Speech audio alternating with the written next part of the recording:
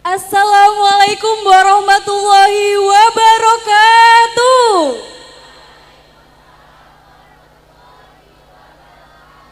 Selamat pagi teman-teman semuanya. Apa kabar nih hari ini?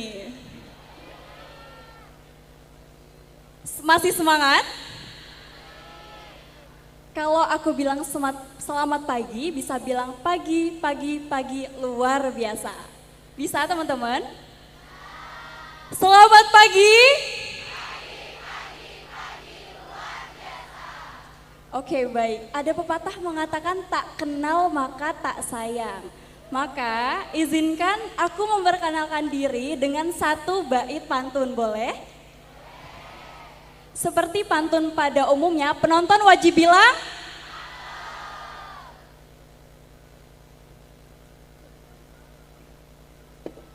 jika ke kota Malang jadi tujuan, marilah kita seiring sejalan. Begitu yang saya maksudkan, izinkan saya memperkenalkan.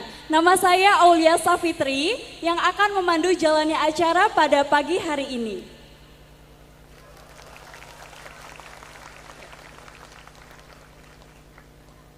Aku juga merupakan Duta Genre Universitas Muhammadiyah Metro tahun 2023. Nah, jadi teman-teman, generasi berencana itu akrab sapaannya dengan salam genre. Ini namanya salam genre ya teman-teman. Nah, salam genre ini bukan salam oke, tapi salam genre ini adalah salam yang melambangkan ketiga masalah remaja.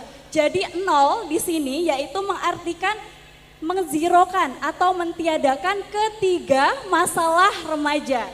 Yang pertama yaitu pernikahan dini, yang kedua seks pranikah, dan yang ketiga nabza. Seperti pembahasan yang akan kita bahas pada pagi hari ini yaitu tentang penanggulangan dan penyalahgunaan narkoba. Nah, materi pagi hari ini akan diisi oleh petugas dari BNN Kapolri Kota Metro, yaitu Bapak Komisariat Besar Polisi Haji Muhammad Sablin Nur SHMH. Nah, Bapak kita sapa dengan Bapak Sablin atau Bapak Sablin ya teman-teman. Bapak Sablin ini lahir di Padang 22 September 1965. Berdomisili di Rawasari, Kota Metro. Wah, mana nih teman-teman Kota Metro? Riwayat pekerjaan Pak Sablin itu yaitu Kapolri dan BNN. Polri dan BNN.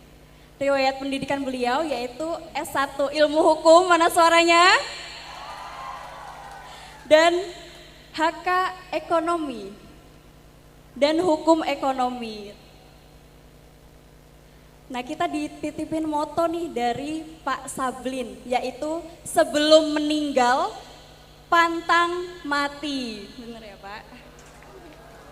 Boleh tepuk tangannya dong teman-teman.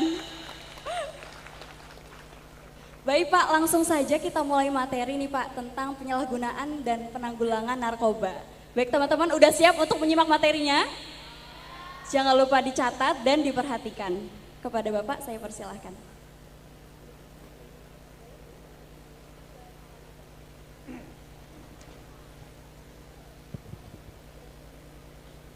Assalamualaikum warahmatullahi wabarakatuh.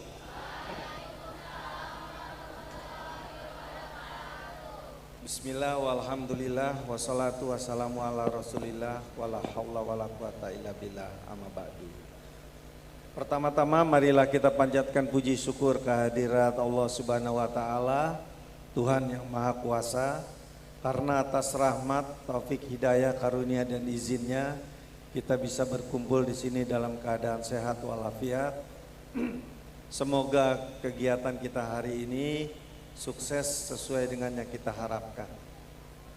Salawat dan salam kita limpah curahkan kepada junjungan kita Nabi besar Rasulullah Muhammad SAW beserta keluarga dan para sahabat-sahabatnya.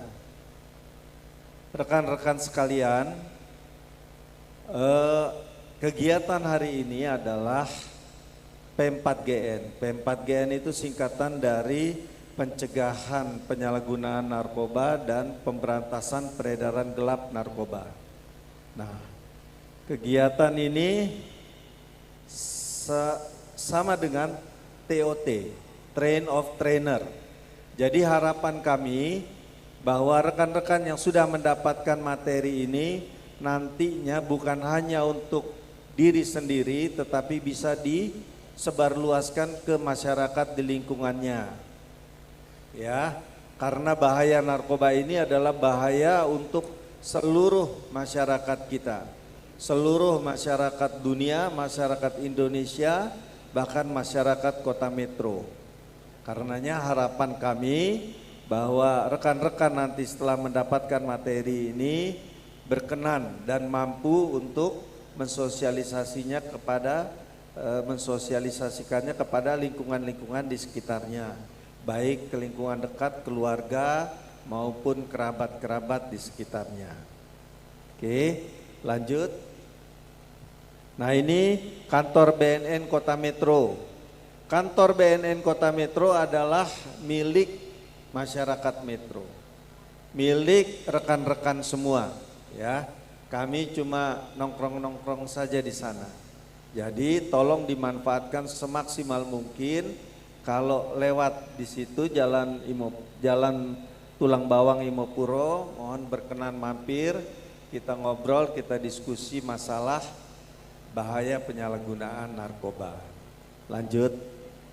Nah, apa yang kami lakukan di sana? Yang kami lakukan adalah 3 hal. Ya, pertama, pencegahan dan pemberdayaan masyarakat. Nah, jadi bagian ini, seksi ini berupaya agar seluruh masyarakat Kota Metro tercegah dari penyalahgunaan narkoba dan tercegah dari rekrutan masuk ke jaringan peredaran gelap narkoba. Kemudian memberdayakan masyarakat untuk mampu menularkan ilmunya kepada masyarakat di sekitarnya. Kemudian yang kedua yang kami laksanakan di sana adalah rehabilitasi. Jadi tim rehabilitasi ini bertekad agar seluruh masyarakat yang pernah menyalahgunakan narkoba mau direhabilitasi sampai sembuh. Karena biaya rehabilitasi gratis, ya. Seluruh masyarakat kita, baik itu penyalahguna ataupun yang baru dalam tahap coba-coba pakai, itu adalah aset bangsa yang harus direhabilitasi sampai sembuh. Tidak kita proses hukum, ya, kecuali ketika ditangkap memiliki barang bukti terlebih dalam jumlah besar, tentu akan kita proses hukum. Karena ada indikasi yang bersangkutan itu adalah pengedar atau bandar.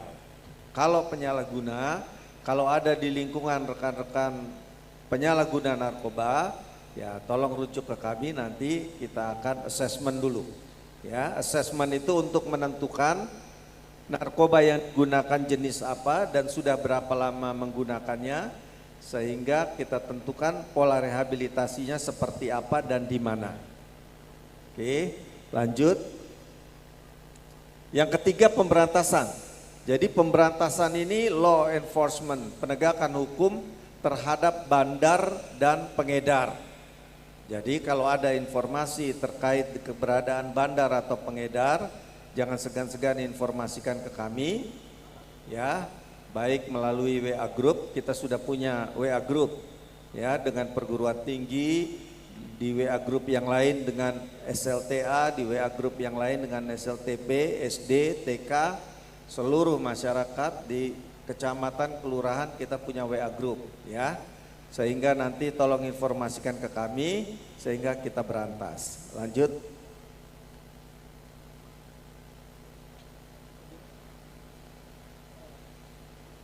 Oke, kita tayangkan film dulu terkait pentingnya memahami. Tahukah apa Anda, dampak bahaya otak merupakan bagian tubuh yang paling penting bagi manusia? Sekarang angkat tangan Anda dan letakkan pada dahi. Tepat di situ ada bagian otak yang paling istimewa. Bagian itu disebut prefrontal cortex atau disingkat PFC. Menurut peneliti otak Jordan Grafman, PFC ini hanya ada pada otak manusia, sehingga membedakan kita dengan binatang. Bagian ini diciptakan dan dirancang khusus oleh Tuhan supaya manusia mampu memilih dan memiliki etika. PFC berfungsi seperti pemimpin. Ia bertanggung jawab untuk berkonsentrasi, memahami benar dan salah, mengendalikan diri, menunda kepuasan, berpikir kritis, dan merencanakan masa depan. PFC adalah pusat pertimbangan dan pengambilan keputusan. PFC inilah yang membentuk kepribadian dan perilaku sosial. Sayangnya, PFC adalah bagian otak yang paling mudah mengalami kerusakan. Jika PFC rusak, maka kepribadian orang bisa berubah. Rusaknya PFC bisa disebabkan oleh benturan fisik, bisa juga oleh zat kimia seperti narkotika, psikotropika, dan zat adiktif atau nafsa. Oke, kita lanjut film berikut yang kita lihat dampak dari rusaknya PFC.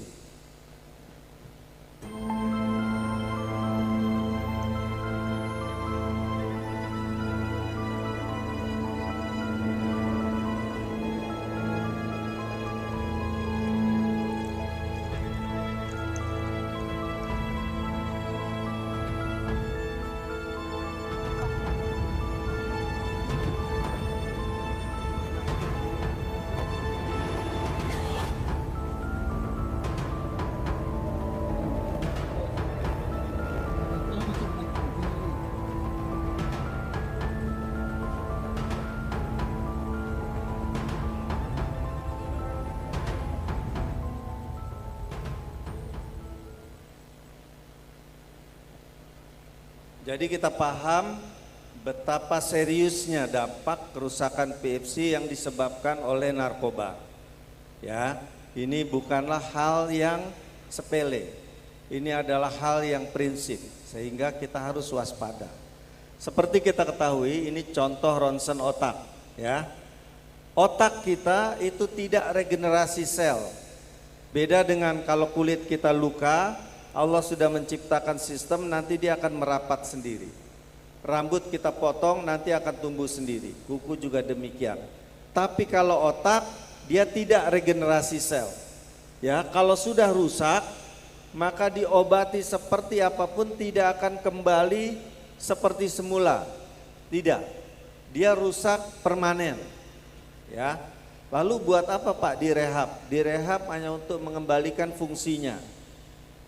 Dan agar tidak tambah parah. Itu tujuannya. Jadi kita harus waspada bahwa serangan narkoba terhadap kita, terhadap keluarga besar kita, terhadap lingkungan kita itu serius untuk mencelakakan kita. Lanjut. Nah, dari laporan intelijen kita di pusat bahwa kondisi Indonesia sekarang dalam proxy war. Ya, kita harus waspadai. Proxy war itu perang tanpa menggunakan senjata konvensional. Ya, kalau Rusia nyerang Ukraina dengan senjata konvensional, itu perang konvensional. Tapi proxy war perang tanpa menggunakan senjata.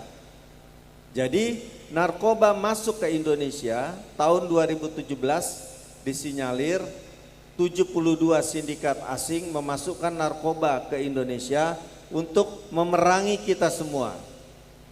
Ya, untuk membunuh kita secara pelan-pelan. Kenapa? Di situ kita ketahui bahwa 1 gram sabu bisa dikonsumsi 5 sampai 6 orang. Tahun 2017 dapat informasi bandar asing memasukkan ke Indonesia 400 ton. Bayangkan, memang kalau dari sisi bisnis menguntungkan, tapi yang jelas itu bom buat kita semua. Ya, kita pernah tahu sejarah bahwa kita kan kalau berpikir selalu kondisi saat ini kita kaitkan dengan masa lampau seperti apa dan prediksi ke depan seperti apa. Ya. Masa lampau ada perang candu. Perang candu itu Inggris menyerang Tiongkok dengan candu. Setelah mereka jadi kecanduan, jadi pecandu, maka mentalnya sudah lemah, fisiknya lemah, baru digempur dengan militer. Ya, kita tahu perang Vietnam. Perang Vietnam itu tadinya perang ideologi. Perang Vietnam Selatan itu pro Amerika, Vietnam Utara komunis, pro Rusia, Uni Soviet. Ya, Uni Soviet membantu Vietnam Utara dengan instruktur dan persenjataan, tapi tidak dengan personil. Personil diberdayakan dari masyarakat Vietnam Utara. Tapi Amerika membantu Vietnam Selatan dengan personil, dengan persenjataan. Sehingga Vietnam mengalami kemudaratan. Di situ masyarakatnya banyak terbunuh, penyakit seksual di mana-mana, justru menderita mereka. Ya, tapi Vietnam Selatan kalah. Amerika kalah, hengkang dari sana. Kenapa? Penyebabnya. Karena Vietnam Utara sakit hati dia. Dia digempur, dibuat menderita rakyatnya. Pernah dalam suatu tulisan yang saya baca, mereka perang pakai narkoba. Jadi tentara Amerika yang terbunuh itu dikuras perutnya, diisi candu. Tentara yang terbunuh kan dikirim ke Amerika. Lalu intelijen Vietnam melihat tentara Amerika dimakamkan di mana, lalu digali kuburnya malam-malam, diambil candunya, diambil narkobanya. Maka beredarlah narkoba di Amerika. Jadi prinsip mereka, kamu gempur kami dengan senjata, kami gempur kamu dengan narkoba. Ya. Nah, Amerika akhirnya merasa berbahaya di negerinya, mereka bentuk DIA, lalu mereka narik diri dari Vietnam. Berarti mereka kalah dalam perang Vietnam. Kalah karena Vietnam menyerang mereka dengan narkoba. Nah, negara luar, terutama negara-negara yang tidak suka dengan keberadaan kita, perlu rekan-rekan ketahui, negara kita bukan hanya kaya dengan hasil bumi, bukan hanya kaya dengan mineral, tapi kita kaya dengan SDM. Jadi rekan-rekan ini SDM yang sangat bermanfaat bagi bangsa dan negara. Kenapa? Di dunia internasional SDM kita itu disegani. Kalau saya diskusi dengan senior-senior dari TNI, Polri maupun dari instansi departemen yang sekolah ke luar negeri, itu rata-rata mereka ranking minimal 5 besar. Ya. Jadi rekan-rekan ini kalau disekolahkan ke luar negeri juga, apakah Eropa atau Amerika, saya yakin minimal 5 besar. Ternyata orang Indonesia itu pinter-pinter, ya. Orang Indonesia yang pinter itu bukan hanya Pak Habibie ternyata. Ya, itu kita harus pahami itu. Karenanya mereka rusak kita dengan narkoba supaya kita bodoh. Mereka takut kalau rekan-rekan ini nanti berkiprah, kalah mereka semua. Ya, kita harus pahami itu. Jadi peredaran narkoba di Indonesia adalah suatu bentuk proxy war, perang mereka terhadap kita. Lanjut. Nah, karenanya tagline dari pimpinan kami, war on drugs, artinya perang terhadap narkoba. Kenapa istilah perang digunakan? Karena harapan pimpinan adalah seluruh masyarakat kita terlibat dalam pencegahan pemberantasan penyalahgunaan narkoba ini. Baik tua maupun muda, baik laki-laki perempuan semua terlibat. Karena apa? Karena kalau perang siapapun bisa terbunuh. Peluru itu tidak pilih kasih. Kena nenek-nenek juga mati, kena anak kecil juga mati. Jadi kita pakai tagline war on drugs. Jadi perang terhadap narkoba. Semua harus dibekali sesuai dengan potensinya masing-masing. Agar semua paham bahwa narkoba itu berbahaya. Lanjut. Nah, sekarang baru kita masuk materi ya. Sedikit saja materinya. Jadi pada intinya adalah narkoba itu singkatan dari narkotika dan obat-obatan yang berbahaya. Ya. Kemudian Prof. Dadang Hawari, beliau profesor dokter, psikiater, ustadz, beliau berpendapat beda. Pak, yang kita perangi bukan cuma narkoba, tapi nafsa. Lebih luas lagi. Apa itu? Nafsa itu singkatan dari narkotika, psikotropika, dan zat adiktif lainnya. Oke, dua-duanya kita jelaskan hari ini. Sekarang kita jelaskan dulu terkait dengan narkoba. Di dalam kemasan obat itu ada simbol-simbol ini. Kalau bundaran hijau artinya obat bebas, kalau warnanya biru seperti ini obat bebas terbatas, kalau ini obat keras, ini narkotika. Nah, pertanyaan saya, di antara 4 simbol ini yang mana yang berbahaya?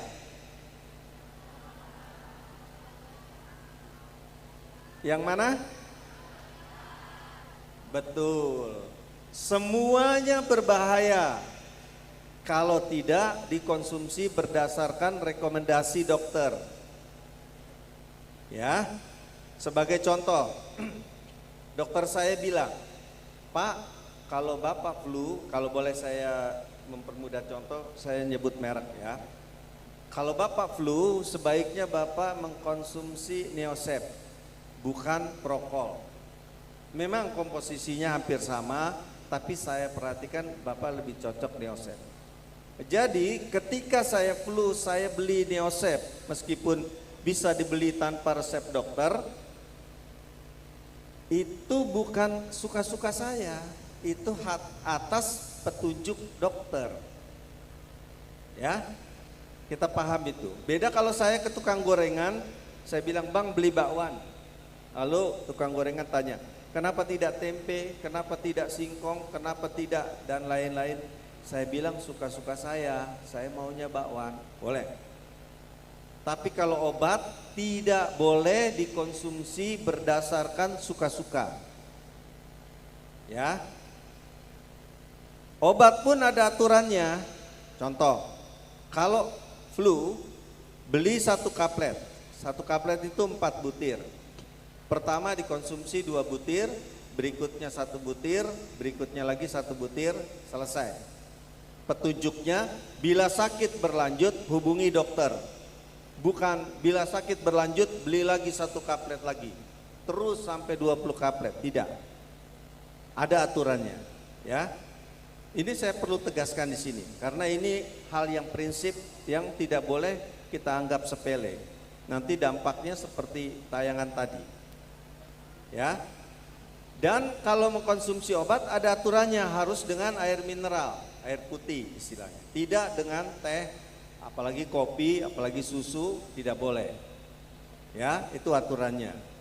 Kami ketika saya di tempat yang lama, bukan di metro ini, pernah kedatangan pasien putri kelas 6 SD, diantar ayahnya sampai ke BNN, nangis anak itu. Lalu kasih kami seorang apoteker bilang, "Anakku, nggak usah nangis, kamu tidak akan dipenjara." Lalu ayahnya bilang, "Dia nangis bukan takut dipenjara, Pak, dia nangis kepalanya sakit semua. Kepalanya sakit sekali." Lalu nanyalah kasih saya ini, "Apakah yang kamu konsumsi, Nak?" "Trihexo." Kaget kita semua. Kamu tahu Trihex itu obat apa? Kalau kamu ke rumah sakit, itu dokter yang kasih obat itu yang ada tulisannya polijiwa. Dan itu pun cuma 1 butir sehari selama seminggu dievaluasi lagi. Berapa butir kamu konsumsi? 20 butir om. Bagaimana ceritanya bisa 20 butir? Awalnya 5, udah nggak ngepek saya naikin 10. Sudah nggak nendang saya naikin 15. Akhir-akhir ini 20. Ada kasus lain, anak jalanan, si A, si B, si C cari toko obat ilegal. Si A tanya, bro nanti mau beli obat apa? Bro B jawab tramadol, C jawab dextro, gua Trihex saja. Beli obat suka-suka, tentukan dosisnya, makan suka-suka. Ini suatu hal yang fatal. Ya, banyak dilakukan itu. Nah, nanti kita bahas lagi. Oke, kita lanjut ke materi yang lebih inti lagi. Oke, lanjut. Ini definisi bisa dicari di Undang-Undang 35 tahun 2009. Narkotika ada 3 golongan. Kita pahami semua. Golongan pertama dilarang digunakan dalam pengobatan atau layanan kesehatan. Jadi tidak boleh. Ya. Kalau kita tes urin lalu yang bersangkutan positif golongan pertama, ini pasti penyalahgunaan narkoba. Beda dengan golongan 2, digunakan dalam pengobatan sebagai pilihan terakhir. Golongan pertama tidak. Digunakan terbatas untuk penelitian atas rekomendasi Kemenkes. Ini macamnya. Opium, heroin, kokain, ganja, MDMA, katinon, amfetamin, metamfetamin. Totalnya ada 201 jenis dalam lampiran. Betapa banyaknya zat ini beredar di lingkungan kita. Kemudian yang kedua, digunakan dalam pengobatan sebagai pilihan terakhir bisa menyebabkan ketergantungan seperti morfin, fentanyl, petidin. Ini tidak haram, boleh asal yang memberikan resep adalah dokter. Ya, dokter ahlinya. Beda dengan kalau kita mengkonsumsi sendiri, kita suntikkan sendiri morfin, dosisnya kita tentukan sendiri. Nah, itu namanya penyalahgunaan. Kalau dokter kan kita ketahui bersama ya. Kalau kita berobat, jarang sekali dokter bikin obat di resep itu satu macam obat, jarang sekali. Biasanya kalau pasiennya sakit jantung, obat pertama untuk penyakitnya, kalau obat pertama berdampak ke lever, obat kedua mencegah dampak itu. Kalau obat pertama, kedua dikonsumsi berdampak ke ginjal, obat ketiga mencegah dampak itu. Obat pertama, kedua, ketiga dikonsumsi mengakibatkan stamina turun, obat keempat untuk meningkatkan stamina. Ya, jadi memang sekolahnya agak lama dokter itu. Karenanya kita tidak boleh dokter bukan, apoteker bukan, pilih obat sendiri, tentukan dosisnya, itu fatal. Itu namanya penyalahgunaan narkoba, penyalahgunaan obat. Ini ada 91 jenis dari narkotika golongan 2. Narkotika golongan 3 ada 15 jenis. Oke, lanjut. Nah, ini psikotropika, definisinya lanjut. Nah, psikotropika ada 4 golongan. Yang pertama sama seperti yang tadi, digunakan terbatas untuk penelitian, ada 5 jenis, ini namanya. Yang kedua 6 jenis, dapat menyebabkan ketergantungan kuat. Yang ketiga ketergantungan sedang 8 jenis. Yang keempat 62 jenis. Lanjut. Nah, sementara zat adiktif ada 3 yang kita bahas di sini. Yang pertama alkohol. Alkohol saya pikir kita tidak perlu bahas lagi karena seluruh agama menyatakan alkohol itu haram. Ya. Apalagi Muslim menyatakan alkohol itu haram, sehingga tidak perlu kita bahas lagi. Ini sudah hal yang tidak boleh dikonsumsi. Rokok menyebabkan ketergantungan, kafeinnya. Kafeinnya membuat kita selalu ketagihan. Ya, Ada ulama yang mengatakan haram, ada yang mengatakan makruh. Ya, tapi lebih baik kalau yang belum pernah merokok tidak usah merokok. Ya. Kalau yang sudah, sebaiknya berhenti merokok. Karena tidak ada hal yang positif dari rokok itu. Contoh gini, si A tidak doyan sayur, si B doyan sayur. Pasti si B lebih sehat. Si A tidak suka olahraga, si B suka olahraga, pasti lebih bugar. Si A tidak suka makan buah, si B suka makan buah, pasti si B lebih fresh, ya. Si A merokok, si B tidak merokok. Apa keunggulannya si A? Tidak ada. Ya. Saya pernah nanya mahasiswa, "Kamu merokok?" "Iya, Pak." "Bagaimana awalnya merokok?" "Ketika SMA saya teman bilang, 'Kamu kalau nggak merokok, Mukidi, kamu sama dengan bencong.' Karena dibilang sama dengan bencong, akhirnya saya merokok, Pak. Nggak mau saya disamakan dengan bencong. Saya bilang, coba kamu perhatikan bencong. Bencong itu merokok, saya bilang. Nah, ketika besoknya saya tanya, bagaimana? Benar gak bencong merokok? Merokok, Pak, benar. Nah, mau gak kamu merokok sama dengan bencong? Karena itu berhentilah merokok. Tapi ternyata nggak berhenti juga. Jadi nggak sportif, ya. Nggak sportif. Jadi kalau yang merokok sebaiknya berhenti. Karena sama dengan bencong. Oke. Kemudian solvent, ya. Di sini ada di spidol, ada di ibon.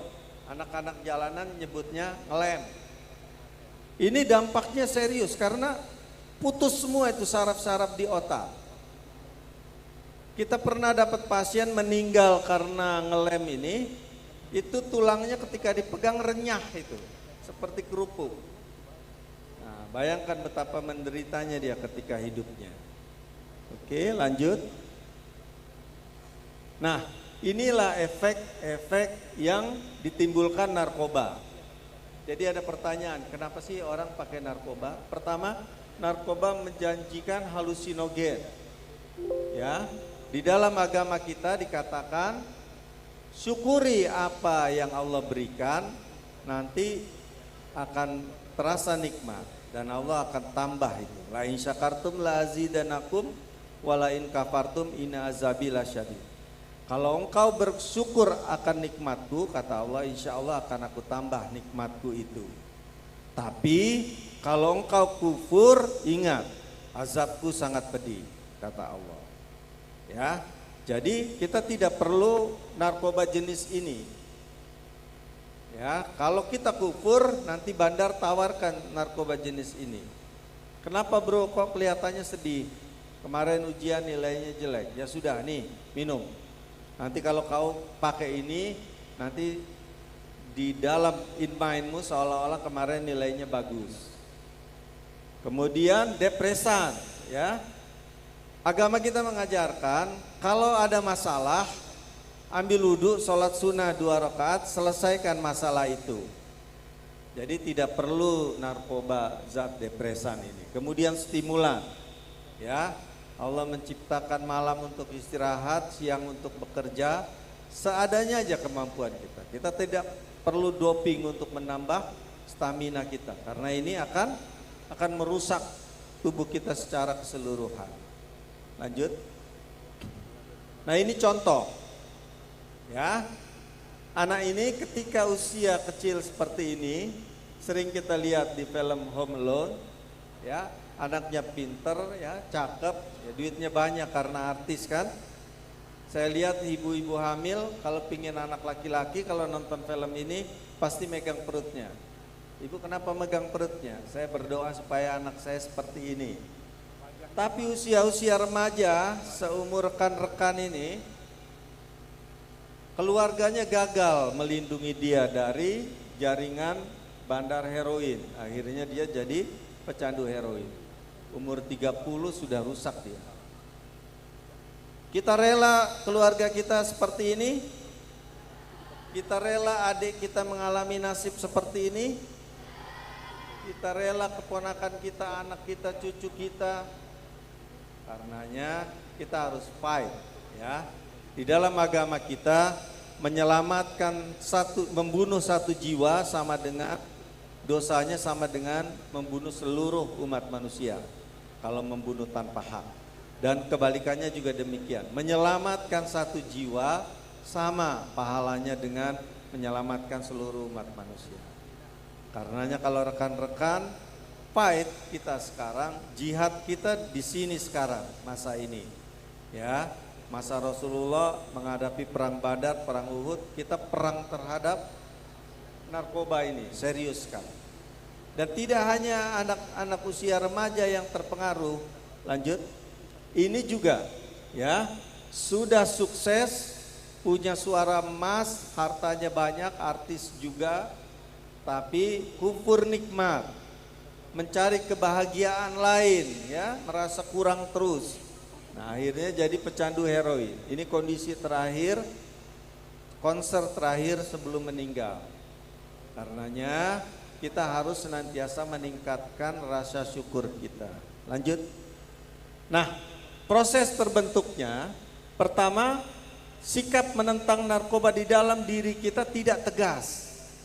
Ini yang menyebabkan seseorang jadi pecandu. Kita harus tegas, ya. Kalau ada teman pecandu, hindari. Karena pecandu berusaha mengajak orang lain jadi pecandu seperti dirinya. Ya, kita harus hindari itu. Kalau tidak, nanti kita akan jatuh ke coba-coba. Dia tawarin sekali nolak, 2 kali nolak, tawaran yang ke 893 kali, nggak enak Pak, saya nolak terus. Kemarin saya nyoba, nah sudah masuk satu kaki di neraka. Ya, nyoba sekali-sekali, sebulan sekali, sebulan 2 kali, sebulan 4 kali sama dengan seminggu sekali. Seminggu sekali, seminggu 2 kali, seminggu 7 kali sama dengan setiap hari, ya. Jadi nanti akan jadi toleran. Sesudah menggunakan beberapa kali menjadi toleran, dan narkoba itu pasti minta penambahan dosis, ya. Nanti frekuensinya bertambah juga. Kemudian jenisnya nanti meningkat dari yang ringan-ringan sampai yang berat. Akhirnya jadi kebiasaan, ketergantungan. Nanti setelah ketergantungan itu untuk normal seperti ini aja dia harus pakai. Kalau enggak badannya menggigil dia. Ya, kalau sudah ketergantungan nanti kita dengar dia meninggal karena jantung, leper, paru-paru. Tapi kalau internetnya kuat, yang kalah kepalanya dulu, BFC-nya. Ya. Tahun 2017 kami dapat informasi dari Balai Lehab, 50% lebih pasien di sana masuk kategori gila. Ya. Kalau sekarang prosentasenya sudah menurun. Cuma sekitar 20%.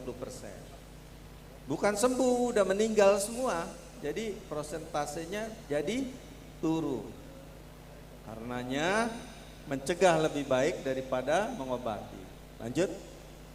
Nah, ini ciri-ciri pecandu yang mau saya garis bawahi adalah suka berbohong. Ya. Ciri-ciri ini tergantung dari zat yang dikonsumsi. Tentu zat yang depresan dengan yang stimulan beda ciri-cirinya. Oke. Dalam suatu hadis, dalam suatu riwayat pernah disampaikan bahwa sahabat bertanya kepada Rasulullah, "Ya Rasulullah, mungkinkah seorang mukmin itu penakut?" Kenapa sahabat ini bertanya begitu? Karena sahabat Rasulullah pemberani semua. Kalau ada pengumuman perang semua daftar. Rasulullah jawab, mungkin. Seorang mukmin mungkin saja penakut. Oke, dia selesaikan. Nah, lalu ditanya lagi, mungkinkah seorang mukmin itu bakhil, pelit? Karena sahabat Rasulullah kalau berderma itu seluruh hartanya Sayyidina Abu Bakar, Sayyidina Umar separuh hartanya. Jawab Rasulullah, mungkin. Seorang mukmin mungkin saja bakhil, mungkin saja pelit. Lalu pertanyaan ketiga, mungkinkah seorang mukmin itu pendusta? Jawab Rasulullah, itu tidak mungkin. Seorang mukmin bukanlah pendusta. Sementara ciri-ciri pecandu narkoba adalah pendusta. Kasihan kita. Kan bisa kita katakan kalau imannya sudah dicabut oleh Allah. Ya. Tentu sulit kita berharap kalau meninggal husnul khotimah. Mungkin itu saya kembalikan ke Ibu Moderator. Kalau ada kesalahan saya mohon maaf. Billahi taufiq wal hidayah. Assalamualaikum warahmatullahi wabarakatuh. Waalaikumsalam warahmatullahi wabarakatuh. Luar biasa materi yang telah disampaikan. Boleh tepuk tangan yang meriah? Baik, ternyata bahaya narkoba itu sangatlah kompleks ya teman-teman. Karena narkoba itu ternyata merusak sistem syaraf yang ada di otak. Seluruh sistem syaraf itu terhubung di otak ke seluruh tubuh yang menyebabkan tubuh menjadi hancur apabila kita mengkonsumsi narkoba. Nah selanjutnya ada sesi pertanyaan nih Pak oleh 2 mahasiswa yang ingin bertanya dipersilahkan untuk angkat tangan. Boleh kakak dari Fakultas FEB yang laki-laki?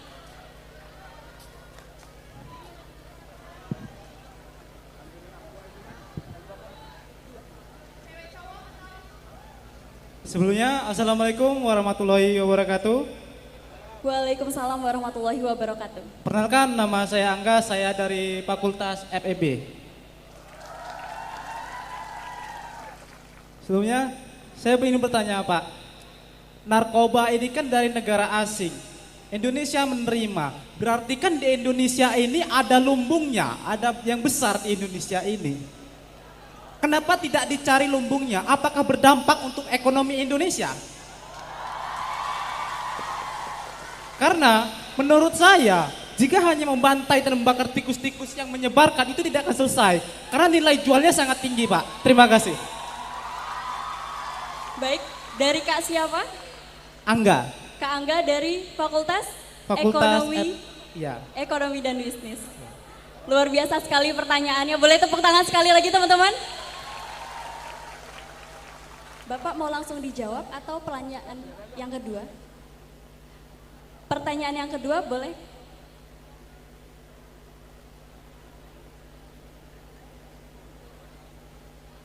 Baik, Assalamualaikum warahmatullahi wabarakatuh. Waalaikumsalam warahmatullahi wabarakatuh. Perkenalkan, nama saya Nayu Bagaskara Suprapto dari Fakultas Hukum. Fakultas Hukum.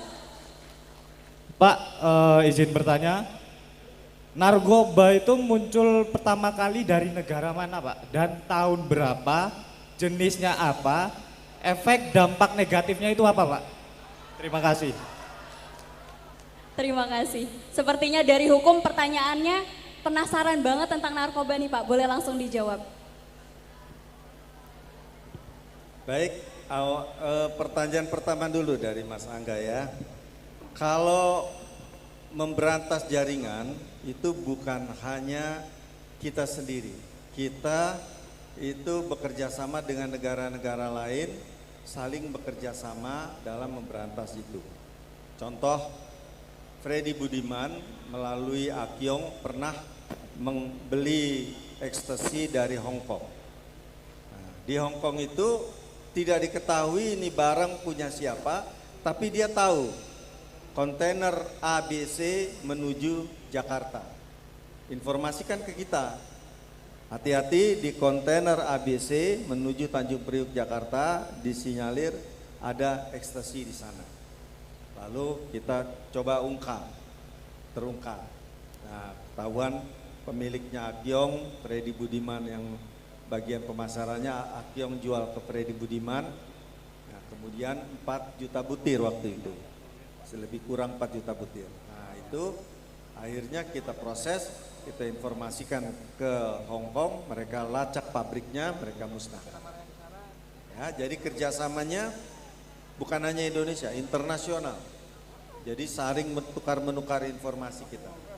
Nah untuk Indonesia sendiri juga demikian, kita lacak juga nanti dari bandar besar ini turunnya ke bandar kecil yang mana, nanti pengedarnya siapa saja, itu kita lacak.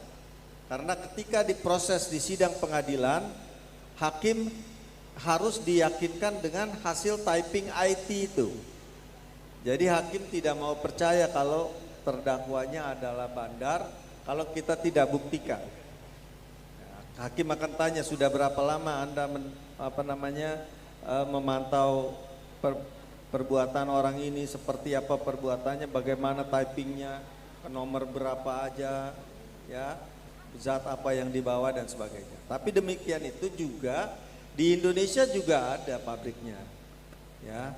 Seperti sabu, memang peraciknya yang mahir itu dari Tiongkok, tapi di lokal dibuat juga ada. Jadi semua kita harus perangi, karenanya kalau seluruh masyarakat kita waspada, tidak ada tempat buat dia.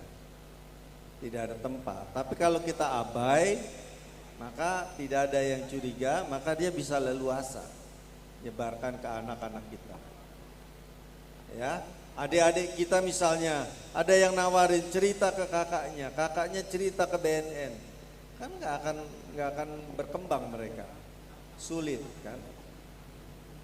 Oke, nah pertanyaan yang kedua, Mas Bayu, itu seperti yang saya contohkan tadi, yang awal terkenal itu adalah perang candu yang dilakukan Inggris terhadap Tiongkok. Ya, kalau barangnya sudah lama, kita tidak tahu kapan Allah menciptakan ladang ganja kan. Nah, cuma mungkin awal-awal itu tidak tahu dampaknya, tapi setelah dicek di lab ini dampaknya serius, makanya kita kelompokkan ini narkotika golongan 1, golongan 2, golongan 3, ini psikotropika. Ya. Pada prinsipnya obat-obatan itu sepanjang direkomendasikan oleh yang berwenang, oleh dokter, itu insya Allah aman, kita tidak perlu khawatir. Kan tidak mungkin dokter memberikan resep golongan 1. Ya, dok, saya sakit batuk, ini obatnya apa dok? Oh, sering-sering ngeganja aja pak. Kan tidak mungkin. Ya, yang dilarang adalah penyalahgunaan. Seperti tadi, beli sendiri ke obat ilegal, tentukan sendiri mereknya, tentukan sendiri dosisnya, konsumsi sendiri, itu fatal. Dampaknya sangat serius. Oke, gitu. Baik, pertanyaan sudah dijawab ya Kak. Terima kasih kepada Bapak Soblin. Baik teman.